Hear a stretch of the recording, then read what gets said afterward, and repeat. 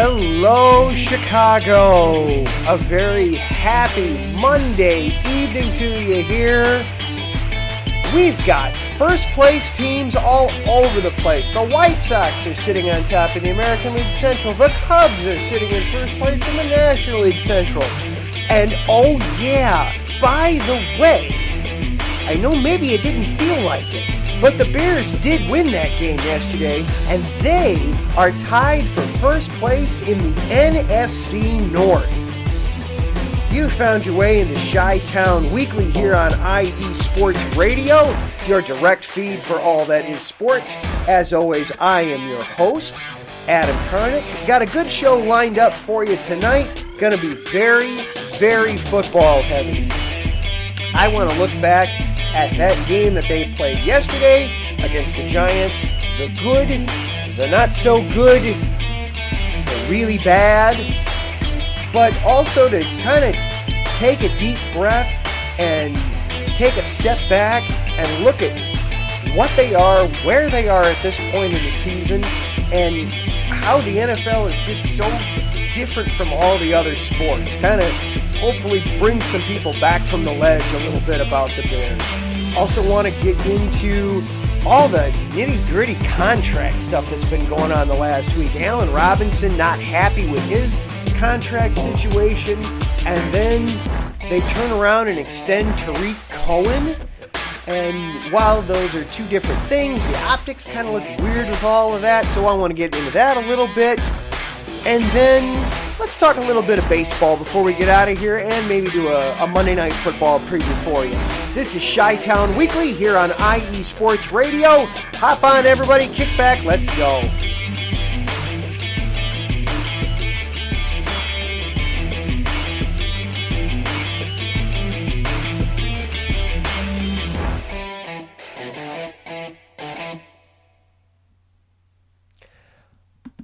Once again, I am your host, Adam Karnick, here on Chi-Town Weekly, part of IE Sports Radio, your direct feed for all that is sports.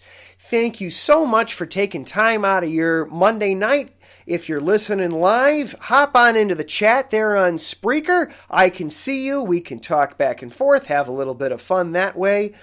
Or if you just want to be shy, or if you're listening as a podcast later on in the week, that's great too. Thank you for taking the time to listen in. I hope I can give you a little bit of entertainment, maybe some fun, whatever it is you're looking for, I'm here for you. Ways to follow along. Of course, on Twitter, you can follow along with IE Sports Radio at IE Sports. You can then follow along with this show at Chi-Town Weekly, IESR, and Weekly is abbreviated WKLY. And if you want to follow along with me directly on Twitter, I am at Adam_Karnick. I had mentioned all the shows are on Spreaker. You can download them there to listen after the fact, or of course hop in and listen live. So let's get in and let's talk about the Bears a little bit. Very Dr. Jekyll and Mr. Hyde yesterday. Jump out to a 17-0 lead at the half. Things are rolling. Things are looking really good, looking very strong. Everybody's happy. And then the second half happens. And boy, did things turn ugly on the offense. You know, I'll break down, of course, the numbers that are most important and kind of most emblematic are Mitch's numbers. Let's look at Mitch's numbers overall. For the game, 18 of 28, 190 yards, 2 touchdowns, 2 picks. That's about as accurate as you can hope from Mitch. You know, 64% accuracy, you'll take it. But then you break it down by half. In the first half, 13 of 18 passing, 72% accuracy on his completion percentage anyway in the first half, 159 yards, both touchdowns, no interceptions. Second half, just 5 of 10 for 31 yards, no touchdowns, no picks. Yikes. Kind of emblematic of the team as a whole. let's start talking about the good in the first half. The big thing to me that stood out in the first half was the production that the Bears had on third down. They were 7 of 10 on third down in the first half. That's going to lead to points. That's going to lead to winning football, is sustaining drives. That's obviously something they didn't do against Detroit at all throughout the game. In Detroit, they only converted 2 third downs for the entire game. So to have 7 third down conversions in the first half, and they weren't all cheapies. It wasn't like it was 3rd and 1 and 3rd and less than a yard or 3rd and 2. They were converting 3rd and 6, 3rd and 7, 3rd and long, consistently in and out. Both of Mitch's touchdown passes came on third downs. And then he had what probably should have been a third touchdown pass on a third down that Anthony Miller just dropped in the end zone. I'll get to that a little bit more later on as we go. But that to me was the biggest thing that stood out. I would have liked to have seen better production on first and second down. They were still, typically when they got to third down, they were still needing 6, 7, 5, 6, 7 yards to get on third down. So I would have liked to have seen a little bit better production out of them on the first 2 downs, but they converted third downs. That's going to lead. I'm sorry, I'm just chuckling now in the chat. Larry just texted about pizza sounding good. Don't get me started. I haven't had supper yet. If you're getting some, bring some over to me. But third down conversions, that's what's going to lead to sustained success for any offense, for anybody. So that was really refreshing to see, and I liked seeing that from the Bears, that they were able to convert those third downs. Defensively, Robert Quinn, hello! That first drive, that first third down, I have to admit for a second, I wasn't able to watch the game live yesterday. We were doing some family things, and so it was keeping up with that. I knew it was going to be impossible for me to not know what was happening in the game, so I didn't even try. But then I actually sat down and watched the game last night after the fact to kind of sit down and enjoy. That first third down, I saw 94 come flying around. It was, my goodness. That's what they wanted from Leonard Floyd for all those years. Same number, different guy, but that's what they wanted. Then I saw it was Robert Quinn. Oh my goodness, the speed and power display from that first move. And it was instantly just go for the ball, rip the ball out of his hands, and then go for the ball. Don't even go for the sack. Just go straight for the ball. Daniel Jones didn't have a chance on that play. And it was Mack who recovered. And I couldn't help but think of, hearing Quinn and Mack and those two names next to each other for a nice long while this season, having lots of highlight reels next to him. But the pass rush was able to get home more yesterday, mainly in the first half. We'll get to the second half in a little bit here, but that pass rush was much better yesterday. Obviously, when the Giants lose Saquon Barkley to a torn ACL and then they lose Sterling Shepard, that's going to affect things. But on the whole, the defense did so much better rushing Daniel Jones. I made the comment yesterday watching the game that, man, it's so much better. It's so different going up against a young, relatively inexperienced quarterback than it is going up against a seasoned veteran like Matthew Stafford. Daniel Jones, several times yesterday, you could tell he just got overwhelmed in the pocket, and the Bears were able to get to him, whether it was Hicks or Mack or Barkevious Mingo or Robert Quinn or whomever it was disrupting things in the backfield. The pass rush had some success. Obviously, some more success than they did against Detroit. And he got a couple takeaways out of the deal.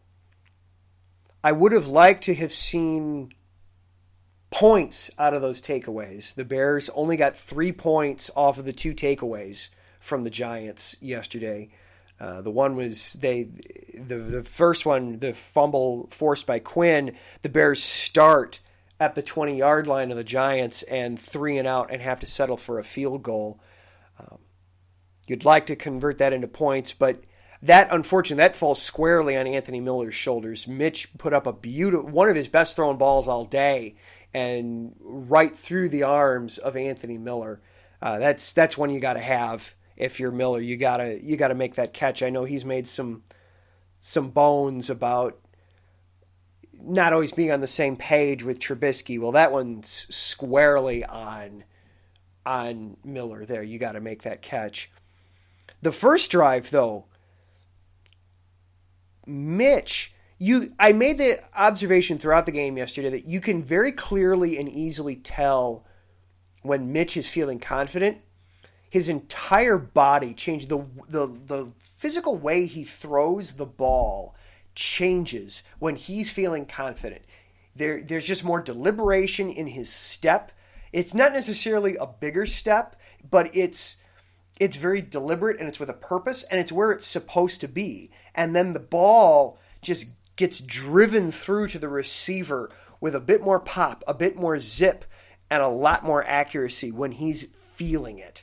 And then conversely, when he's not feeling it like he was throughout the second half, it just doesn't have the same look to it when he's throwing the ball. Mitch is so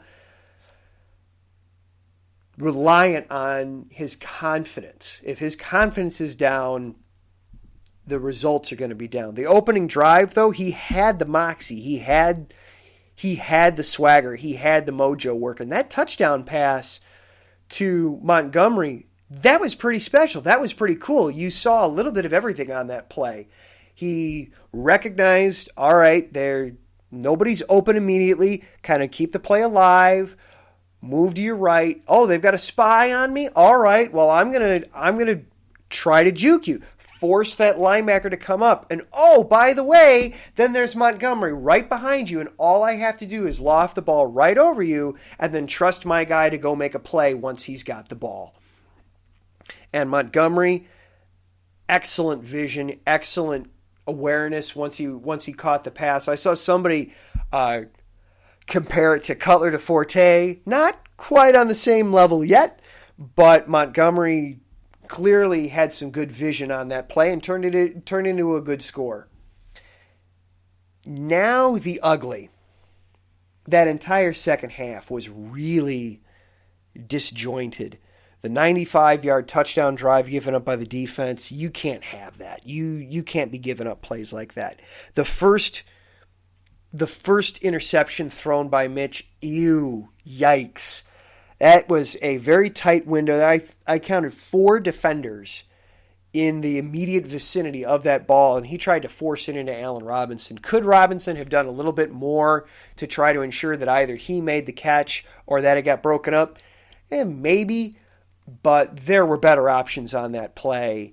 Mitch has got to make that progression, make that read, and recognize where he needs to go with the ball. That maybe trying to force it into his security blanket in that spot isn't the best idea.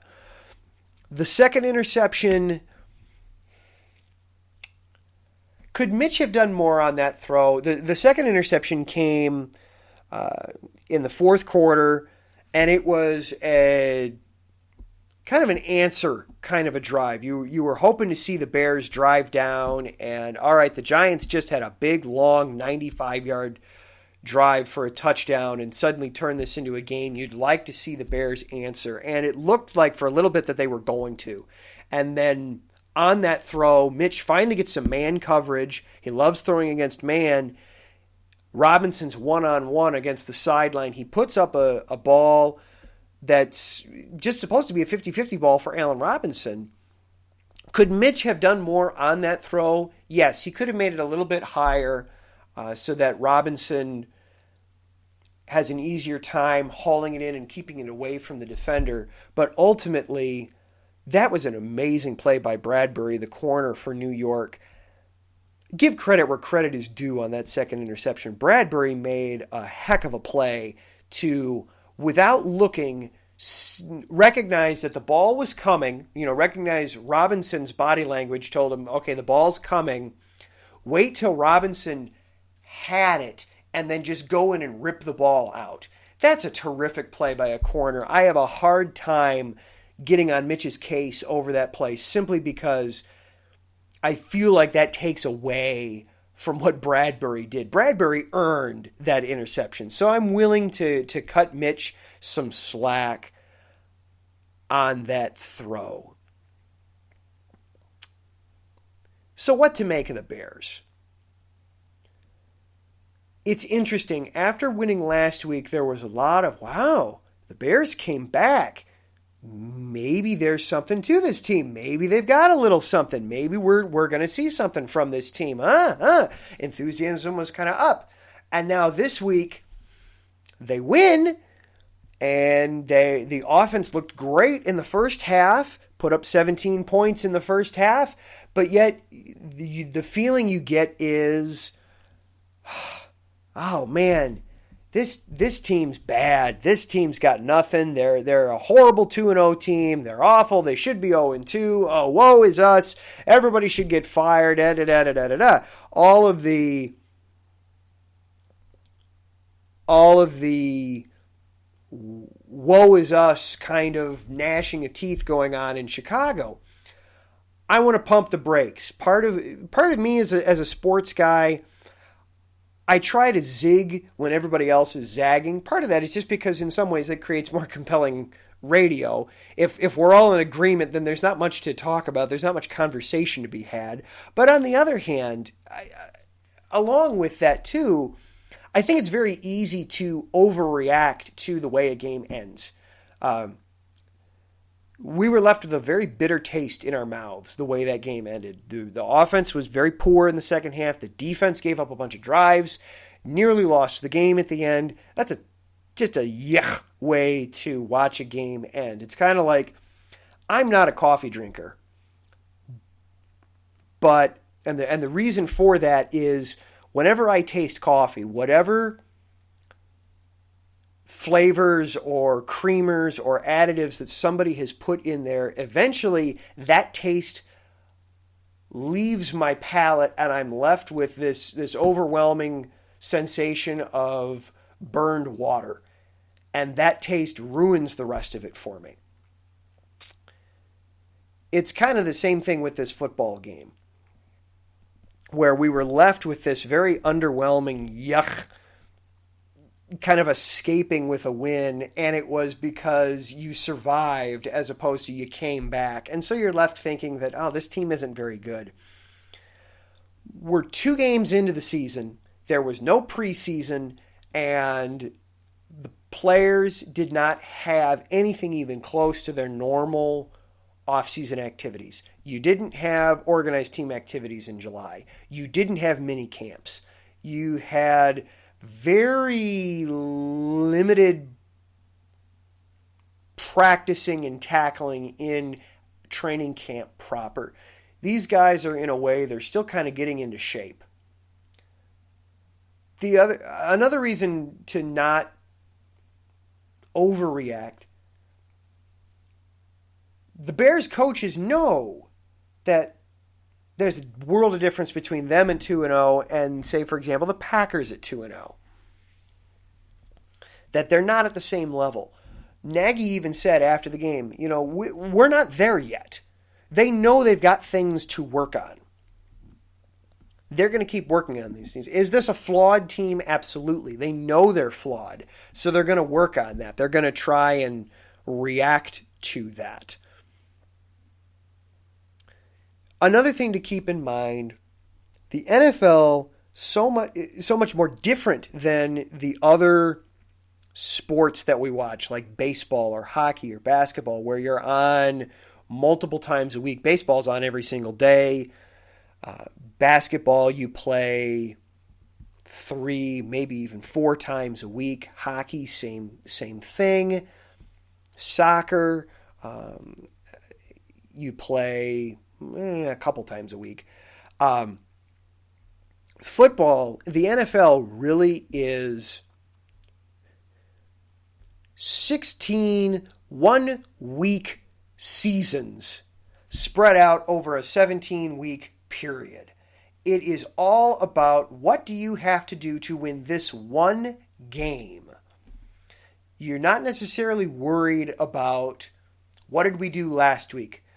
What did we do? What are we going to do next week? What have we got coming up down the line other than how does this help me to win this game that we're playing right now today? The Bears are 2-0. They're 2-0 for the first time in 7 years. Generally, when teams start 2-0, they make the playoffs far more often than not. I think I saw the number earlier today. I'm gonna try to look it up real quickly as we're talking. In general, teams that start 2-0, they make the playoffs over 60% of the time. And that was in the old playoff system where there were only 2 wildcard teams. Now you've got a third wildcard team. They're 2-0 for the first time since 2013, and in 2013 they actually started 3-0. Now I know 2013 is one of those glaring exceptions. Hey, they started 3-0 and they still missed the playoffs. You're right. You're absolutely right. But you can't hold that against this team. They got 2 wins. That's 2 more wins than 2 of the other teams in the division. You look at the Lions and the Vikings are both sitting there at 0-2. The Lions, those 2 teams are sitting here going, my goodness, if we don't win this week and the Bears and or Packers win next week, we're sunk. You may as well write us off for the division, and we haven't even hit October yet. The Lions and the Vikings are in full panic mode right now at 0-2. I promise you the heat's up there. So you'd much rather be where the Bears are at 2-0 and flawed than sitting here at 0-2. As for the Falcons game next week,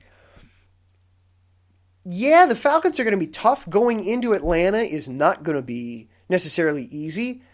And anytime you're a team like the Bears, you can't take anybody for granted. You can't take anything. You can't take any opponent lightly. At the same time, the Falcons are 0-2, and they're 0-2 because they have a hard time holding on to leads. You know, they lost to the Cowboys yesterday without turning the ball over. They put up over 30 points and protected the football and still lost because that defense can't stop anybody. If the Bears continue to work at things and recognize that there are things to work on and build upon, yeah, sure, they can go into Atlanta and win. They can also very easily go into Atlanta and lose. And that's the fun of a team that is going through ups and downs and bumps in the road. They're going to be interesting to keep an eye on because of that. But they're 2-0. It's okay. Yes, there are problems. There are flaws. That second half was brutal, but there are some good things there. I also, one last point, and then I'm looking at the clock, and I got to get to a break. Nagy stuck with the run game. He stuck to that run game, and it paid off. Montgomery had some huge runs in that fourth quarter. The Bears had a 1st and 25 in the fourth quarter, and you thought, this is it. They're going to have to punt. These next 3 plays are going to go nowhere. They're way off schedule. They're going to have to punt. Hand the ball off to Montgomery, and he pounded a hole. Hit it hard. 24 yards. He had multiple double-digit yard runs in the fourth quarter yesterday. Nagy stuck with the run. That's something he's done in both games so far. I got to applaud him for that. Nagy's play calling has improved through 2 weeks, and that's something else that gives me confidence going forward. They're not there yet, not by a long shot. They got a lot to work on. But the Bears are 2-0. They're going to be one of only 11 teams in the NFL at 2-0 after tonight's game. That's something to be proud of. It's something to build on. All right. I'm looking at the clock. I got to take a quick break. Coming back out of the break, let's talk money. Allen Robinson wants to get paid. Tariq Cohen got paid. Let's kind of talk about some of these deals and dive into it a little bit. This is Chi-Town Weekly here on IE Sports Radio, your direct feed for all that is sports.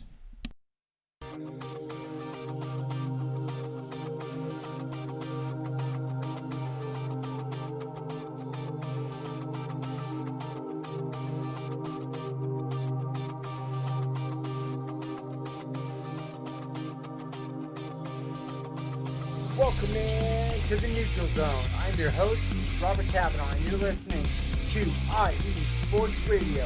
If you like big, nasty hits, if you like slap chop straight to the neck, if you like it when the gloves hit the ice and the big boys get down, then this is your show on IE Sports Radio. This is the Neutral Zone.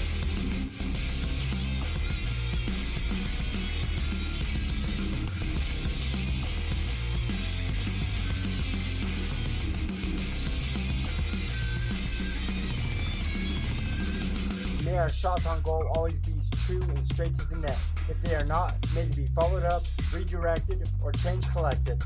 Let's go on IE Sports Radio with me, your host, Robert Kavanaugh, and this is the Neutral Zone.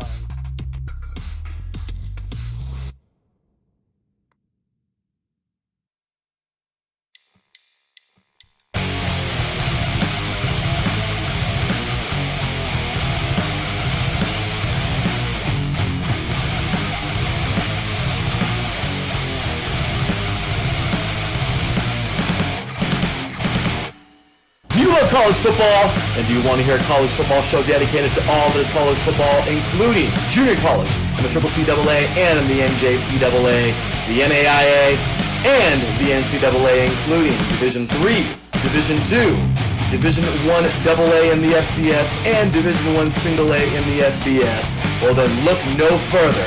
Join myself, Larry B., and my colleagues, Mr. H-Town Blake Henley, and Mr. Christian Espinoza, each week during the college football season for the latest in college football on 3 and Out College Edition, right here on IE Sports Radio, your direct feed for all that is sports.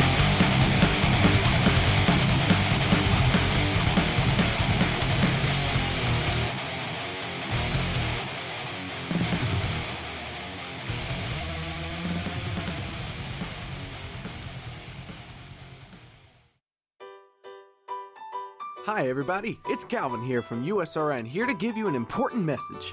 Since 2017, we have done our absolute best to provide you with nothing but the highest quality of sports calls in the greatest of quantity possible. Thanks to you, our station has grown more than we ever thought. That's why, with your help, we would like to grow even further. Just think, twice the amount of your favorite calls, 24 hours of coverage, talk shows, play-by-play, game-by-game analysis, and so much more. That's right, USRN2 is officially in development, but we can't do it alone. We have set up a GoFundMe page that you can access from our homepage on the left of your screen. We also are planning special giveaways and prizes to our highest owners. Our goal here at USRN is to bring you the best calls possible at no cost to you. In order to continue to do that, we need your help now. Please check out our GoFundMe page, and if you would like to know how you can help, you can email usrnradio@gmail.com. Without your support, we couldn't do what we do.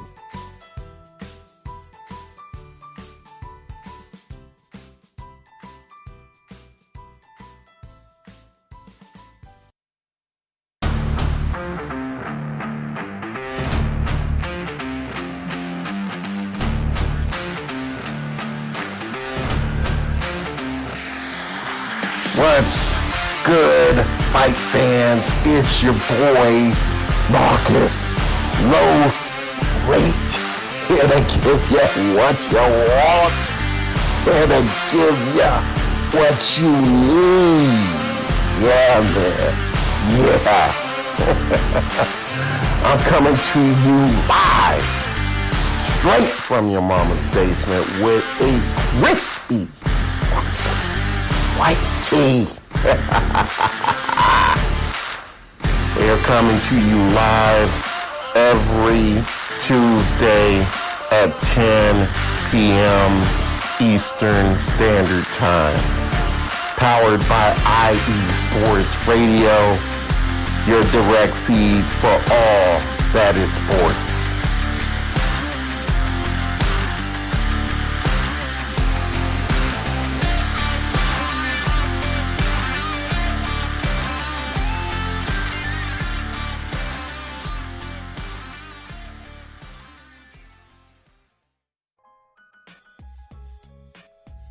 Hey, what's up, sports fans? You're looking for a different type of sports talk show, something you haven't heard before? You gotta check out the BS3 Sports Show every other Saturday on 2 Live Stews Radio, 1 p.m. Central Time, 2 p.m. Eastern. Sports talk at its finest.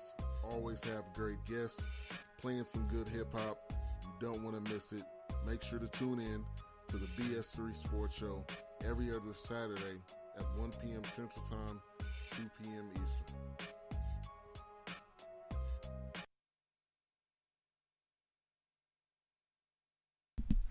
And welcome back into Chi-Town Weekly here on IE Sports Radio. I am your host, Adam Karnick. Thank you again so much for tuning in. All right, I hope I was able to take you off the ledge a little bit with the Bears that last segment.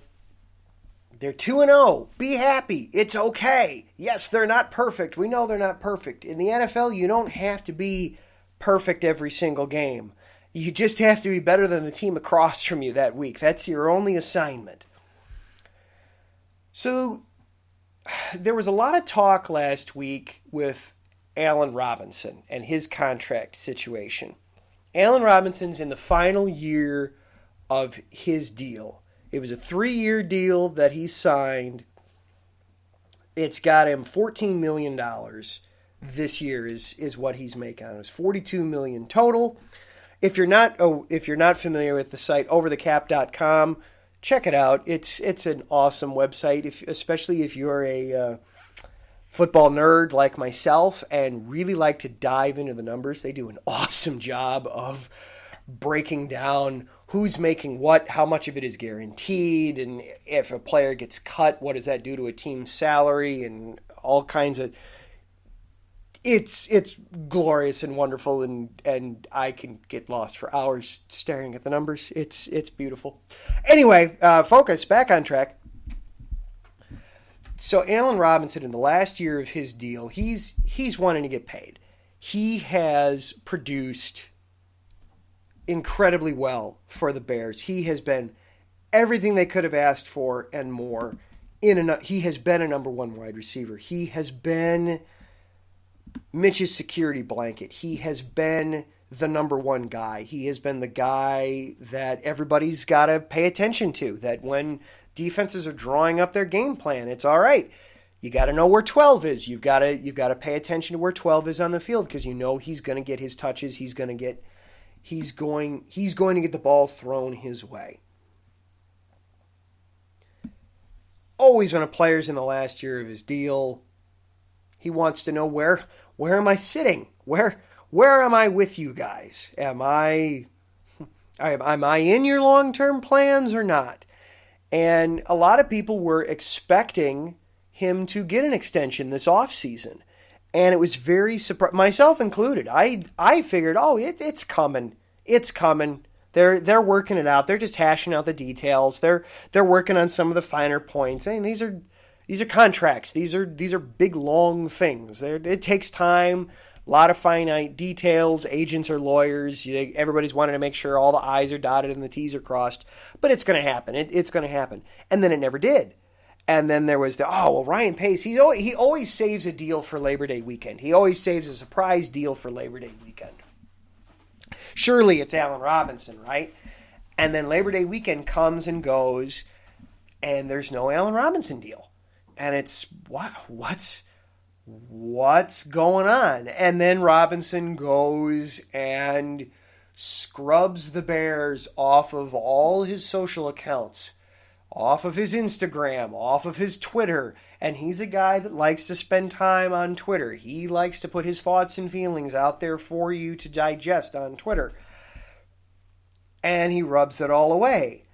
That's not good. That's not something that happy employees do. And then the word comes out that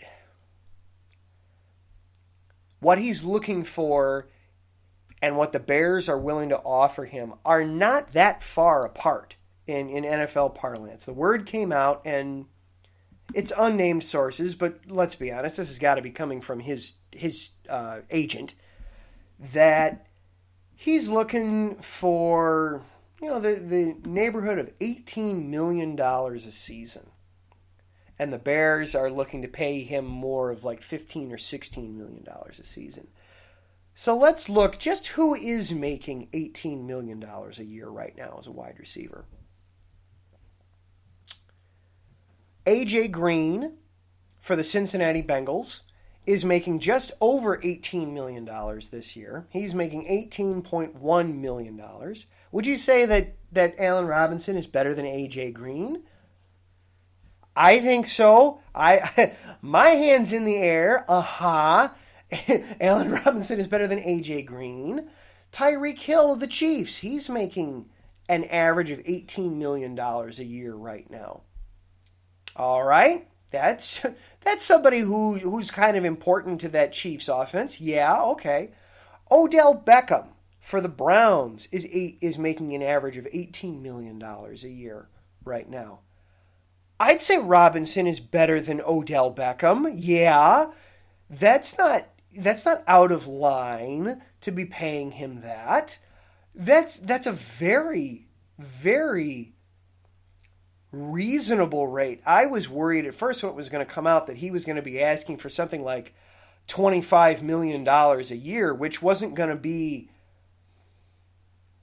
totally unreasonable. It would put him at the very high end. Right now, DeAndre Hopkins is the number one wide receiver as far as what they make on average per year. DeAndre Hopkins makes a little over $27 million a year.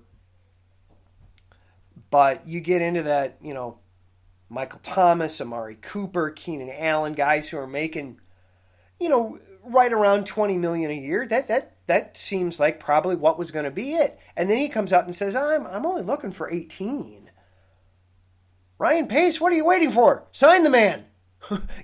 Get this done. My goodness. What are you waiting for? The man wants to be here. What he's asking for isn't that unreasonable. I know it's a lot easy for me to say that. It's not my money. Cut him a check. Throw however many zeros you want on there. We'll have some accountant somewhere make it work. I don't have to pay it. But that's not unreasonable for a true number one wide receiver in the NFL. He's just looking to make, honestly, the low end of market value of what a number one wide receiver goes for these days. That's not out of line for a true number one wide receiver to be asking for that kind of money. That's not out of line in the slightest.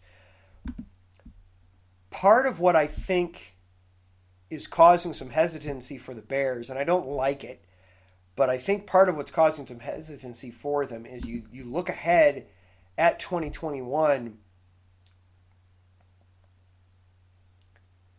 the Bears, as it sits right now, would have just a shade over $8 million in cap space to spend on players next year. Not a lot. And everybody's expecting the salary cap to go down next year due to COVID, due to the pandemic, due to situations beyond the NFL's control.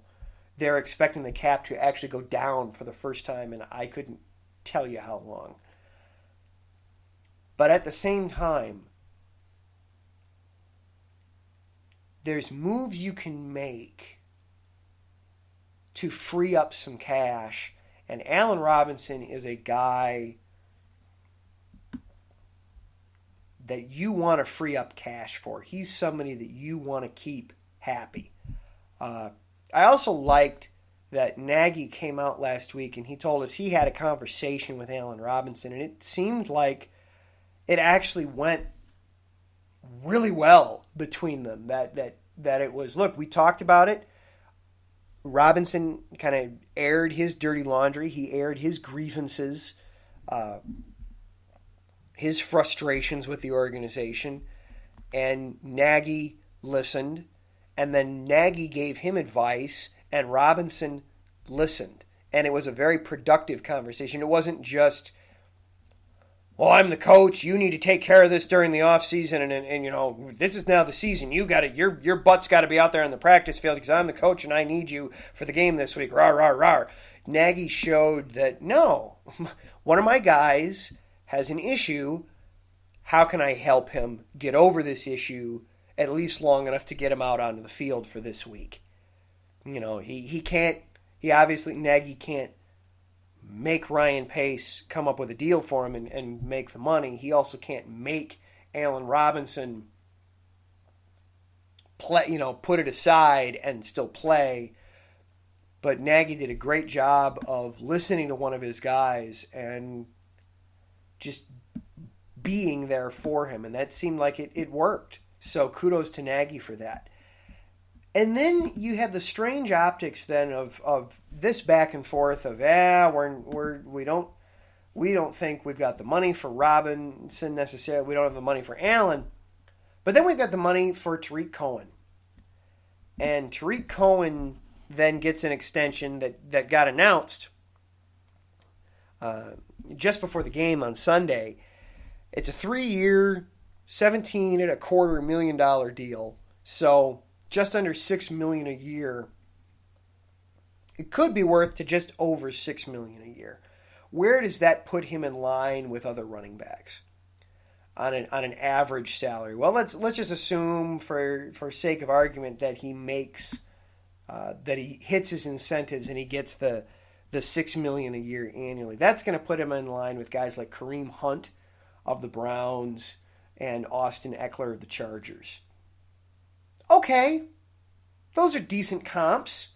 You know, they're good fantasy players for sure, guys that can give you as much, if not more, out of the backfield as a receiver as they necessarily do as a runner between the tackles. Eckler's a little bit more of a runner between the tackles than Cohen is, though Cohen is starting to show that ability a little bit this year. Again, just kudos to Matt Nagy for recognizing the importance of running and running between the tackles. He didn't do it on third down. He still ran that 3rd and 1 and I want to throw the ball play. I'm gonna go on a side tangent here for a minute. Nagy, 3rd and 1.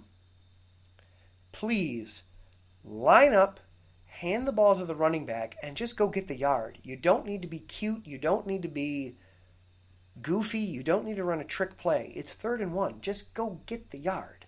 It's a yard. Just go get it. There. I got that out of my system. Thank you.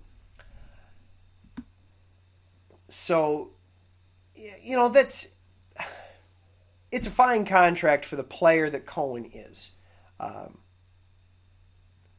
If it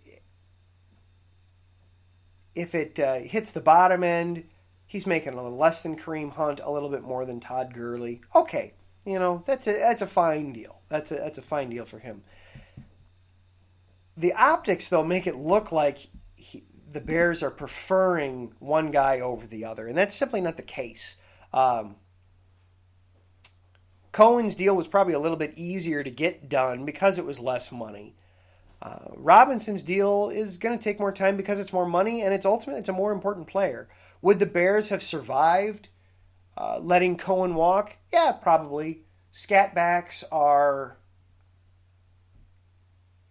relatively easy to find in the draft. Running backs in general are relatively easy to find in the draft. But you've got a guy that you know works, you know you can use in your system, and he works well with your coaches and your other players. He's a good teammate. You're able to get him in at a rate that works for everybody. Okay. Now you can concentrate on getting the Allen Robinson deal done. Get that deal done. He's somebody that needs to stick around and needs to be with this team for the long haul. I do worry. I keep hearing people say, oh, well, they might use the franchise tag on Allen Robinson. I worry about that because Mitch is in the final year of his deal. And assuming that Mitch pans out, you might need to use that franchise tag on Mitch. So if you've got both Mitch and Robinson that you're planning on using the franchise tag on, something's going to have to give. You're not going to be able to give it for both. So hopefully they get the Robinson deal done there. All right, that's enough money talk for one day, for one afternoon. Let's turn our attention away from the pigskin for just a little bit and talk about the other first-place teams in town. There is 1 week left in the MLB regular season, and there's a bunch yet to still determine, both for the Cubs and for the White Sox. Let's talk about it next. This is Chi-Town Weekly here on IE Sports Radio, your direct feed for all that is sports.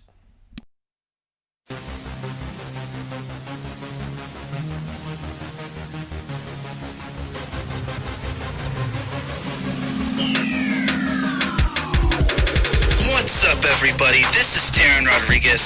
Are you a fan of volleyball? Are you a fan of Thunder Spikes?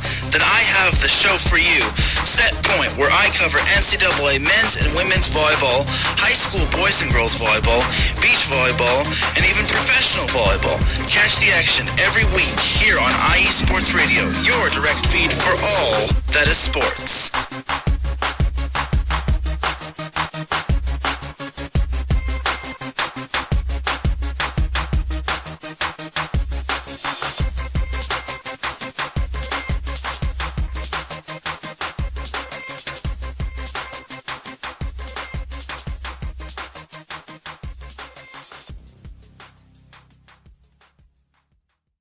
Lopan, they didn't even want you. Heck, they didn't even want me. But you know what? Right about now, they have no choice. Looking for the real sports talk? Talk that's for us, the people? Look no further. The Wait a Minute Show, a prime time sports comedy cocktail that tucks you in at night. Join me and Lopan Wednesdays at 9 p.m. Eastern Standard Time on the 2livestewsradio.com and Saturday 8 p.m. Eastern Standard Time on the waitaminuteshow.com. Sounds like a plan to me. Ain't that right, Lopan? Indeed.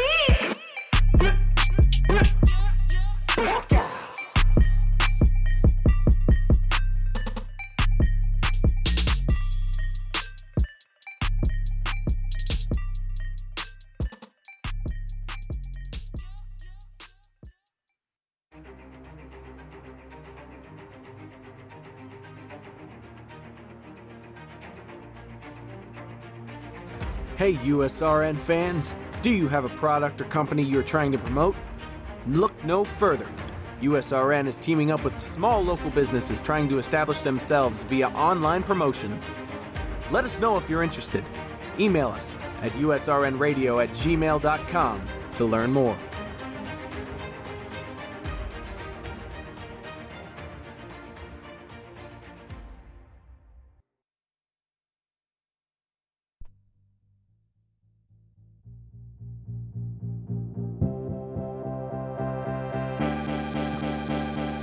Hey guys, it's Blake Henley, better known as H-Town Blake to some of you. Happy to announce that Bases Loaded is back in full force. We'll be bringing that high heat every Tuesday night here on IE Sports Radio.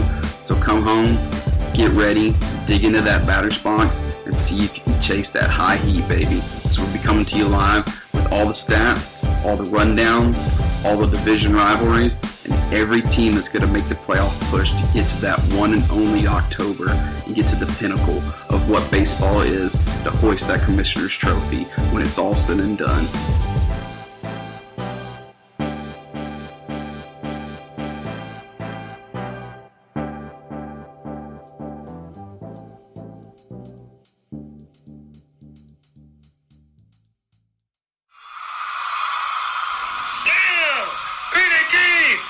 team, set, hey!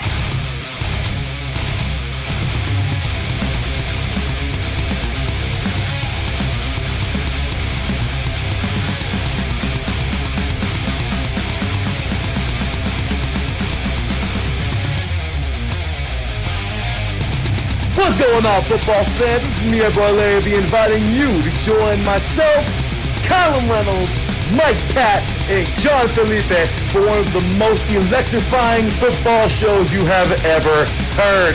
3 and Out, right here at IE Sports Radio. Recap of the week before, a preview of what's to come, and of course, 3 hardcore head-to-head prime-time face-offs each week. You don't want to miss it.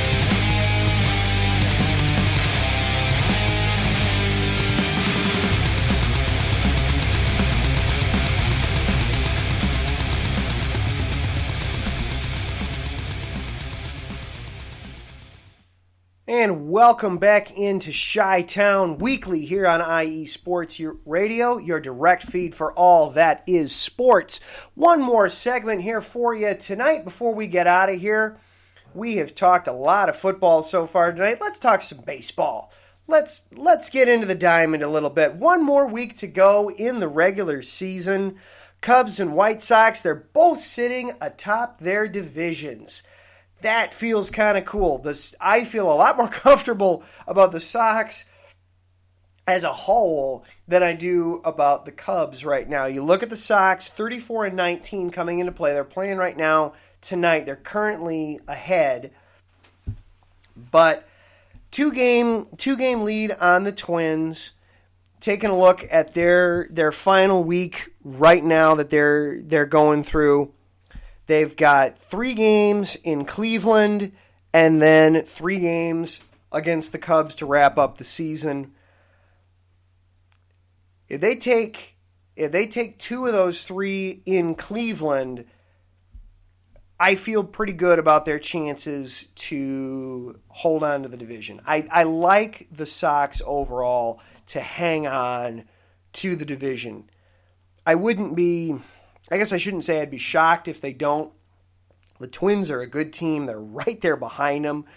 Only 2 games back, 3 games back in the loss column, and that's kind of the biggie. The loss column right now. Only 1 game back in the win column, but 3 back in the loss column. You can't make those games up without the Sox losing. So I like the Sox chances to ultimately hold on and win the Central. And then they're just going to be fun to watch in the American League. It's going to be fun to see what they can do. They're so young, and they've got so many good bats. And because this postseason is going to be so strange with no off days, everybody's going to have to put their full pitching rotation. You're going to have games where their opponents are going to be throwing some of their lesser pitchers out there, and the White Sox can hit. They might be able to feast on some bad pitching in the playoffs. They're going to be fun to watch. I don't know if they're going to necessarily make it to the World Series, but they're just going to be fun. They're going to be fun to watch all throughout October as we go. I am excited for the White Sox to see where they go and what they do and how they handle their success. They're just going to be exciting and entertaining to watch. And then on the flip side, the Cubs. 31-22 when we talked last week, they were 28-20, so they had a bit of a rough week. Just going 3-2 this last week. They dropped 2 out of 3 to the Twins. I don't know what to make of the Cubs. David Ross is shuffling guys around again in the lineup. He moved Bryant and Baez down in the lineup, trying to spark some offense. They only got 2 runs total against the Twins in that weekend series against Minnesota. 2 runs in 3 games. Yuck. Yikes. Their bats have got to wake up. They have got to produce some more production on offense. They cannot just keep relying on Yu Darvish and Kyle Hendricks to give them stellar starts, and then the Cubs do just enough on offense to win. They got to hit. They got to figure out some of their important guys have got to actually start hitting, and they got to figure this out, and they got to figure this out quick. I did see that Jose Quintana is actually going to start in the game tomorrow for the Cubs. That'll be good to see what he might be able to do for them in a postseason setting, in a postseason series. But I would not be shocked at all to see the Cubs make a relatively quick exit from this postseason. I just think they're a little too streaky. They're a little too unreliable overall. I think the Cubs might be headed for a quick exit this postseason. Going to get a lot more in-depth in the baseball next week, because when we talk this time next week, the regular season will be over. We will know who do the White Sox have, who do the Cubs have, who are the matches going to be set. We will dive into that. So we will do a much bigger dive into the Chicago baseball playoff scene next week, but wanted to tease it a little bit here tonight. I hope you enjoyed the show this evening. I've got lots of fun planned, of course, for next week. Bears are 2-0. Enjoy it. I know we want to gripe. I know we want to get upset because it's not 2-0 the way we liked it, but we're 2-0. Have fun with it, everybody. Enjoy it while we can. They got the Falcons next week. Another winnable game, and who knows? Maybe the Packers will lose, and then the Bears will be in first place in the division. Monday Night Football is coming up. USRN, I believe, has a broadcast of that tonight. Go check that out over on USRN. We've also got the Unfiltered Truth coming up later tonight here on IU Sports Radio. Be sure to check them out. They will be talking about the Raiders game. They've got their home opener, the Lid Lifter, out in Vegas. Nobody's going to be in the building, but that's okay. They will have all kinds of fun out there in the desert. Thank you guys so much for tuning into the show tonight. I really, really, really appreciate it. I hope I was able to provide you with some entertainment, hopefully some relief about the football scene. Tune in next week. We're going to talk a lot about some baseball, some playoff baseball. Of course, we'll recap the Bears game as well. Once again, I am Adam Karnick. Everybody stay safe, stay healthy. We'll talk to you again next week. Good night.